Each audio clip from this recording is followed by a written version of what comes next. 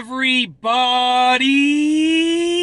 I'm here today to show you and tell you how to make a left turn at a major intersection. This will be a simple driving lesson, so let's get right into the video. Now, I've turned my camera so that you can see the road and sort of what I'm doing with my hands over here and just a little bit of my head, okay? Now, I'm going to be heading to a major intersection, and I'm going to tell you and show you what you need to do.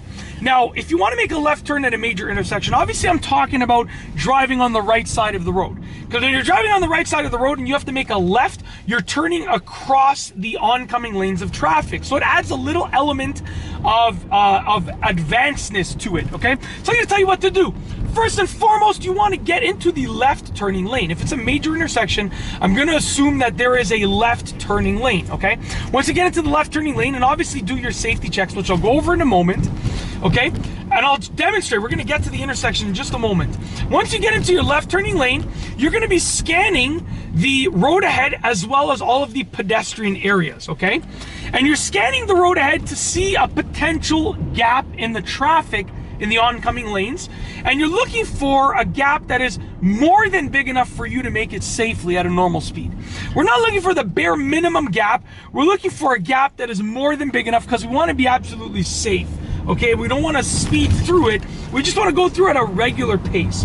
So you're looking for a gap that's big enough, and you're also looking for the fact that there's not going to be any pedestrians, because pedestrians always have the right of way. So if there's any pedestrians at all, then you don't even look for the gap. If there's going to be pedestrians crossing, you don't even consider the gap because it's pointless, because you can't go. So you're looking for the gap and a gap in pedestrians. Okay, I always like to say, like, you want to make sure there's no pedestrians in the intersection at all crossing, and that's when you know it's good. At that point, you check your mirrors and your blind spot, and then you make your turn smoothly and safely into the appropriate lane, okay? So what I'm going to do now, we're going to head to a major intersection. Right now, we're on a main road, and we're driving to like a secondary road. It's still a major road. It's a road with a high speed limit, but it only has a single lane. So right now we're on a dual lane road, major street. We're heading to this road over here, okay? Now there's a left turn lane. I think I might hit the red light, which is totally fine. It's not a big deal. Same process, basically. Signaling left, checking my rear view mirror, my left side mirror, my left blind spot, switching into the left turn lane. The light just turned green. So I'm slowing down, and I'm going into the intersection ever so slightly. People go too far into the intersection. I'm keeping my wheels straight, which I'll go over in a minute. And I'm looking for a gap in traffic while looking for pedestrians. I see a gap in traffic up here. I'm looking for pedestrians. I check my mirrors, I check my blind spot. There's someone turning. I'm gonna wait. Gap, gap, safety checks done, turn. Done, just like that. Boom, we're driving on the street. We've just made a left turn at a major intersection. So the process was simple. Now let me tell you why we're going to be keeping our wheels straight. And I'll go through one more turn at a major intersection up ahead, okay? Why do we keep our wheels straight?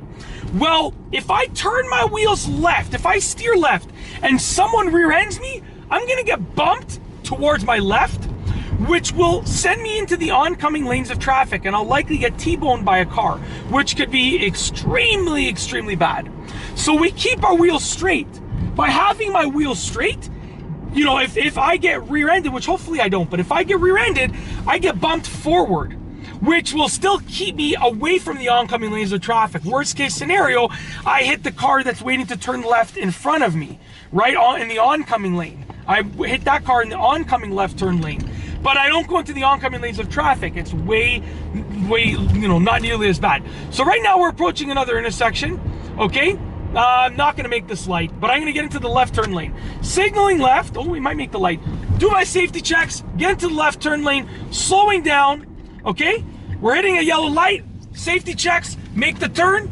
Here's a cop over here. Make sure we got two hands on the wheel. Two cops, oh, not one cop, but two cops. I'm just kidding, they're great. I love police officers over here, they're fantastic.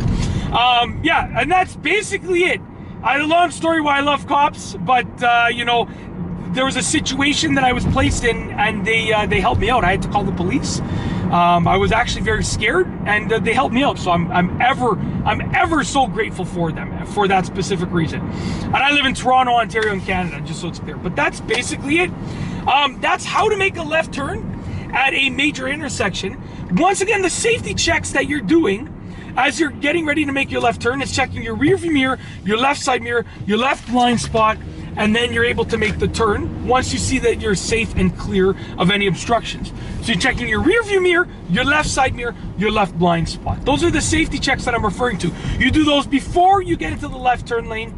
You do those after you and then before you make your left turn as well. Sorry, before left turn lane, before you make your left turn. Random side note, I feel like it would make a good story time if I would tell you the situation that I was placed in where the cops had to come, because I mean the outcome was amazing, but it